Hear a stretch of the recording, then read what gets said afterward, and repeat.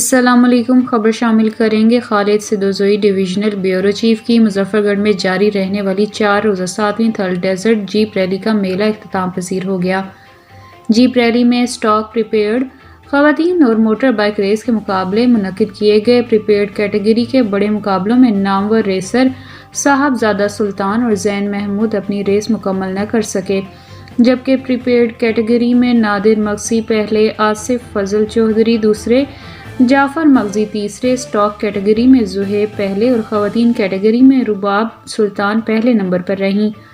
4 روز جاری رہنے والی مظفر گڑھ کے چھانگا مانگا ٹیلے پر 7ویں تھل جیپ ریلی میں کئی جیپ ریسرز حادثات کا شکار بھی ہوئے، جبکہ پریپیئرڈ کیٹیگری میں باہمت ریسر شکیل بھرچنڈی فنشنگ لائن کے قریب گاڑی الٹنے کے باوجود دوبارہ گاڑی سیدھی کر کے ریس مکمل کر گئے، جبکہ 7ویں تھل جیپ ریلی جیتنے والے ریسر کے لیے فیصل اسٹیڈیم میں رنگا رنگ تقریب منعقد کی گئی، جس میں فاتح جیپ ریسرز کو ٹرافیاں اور انعامات دی گئیں۔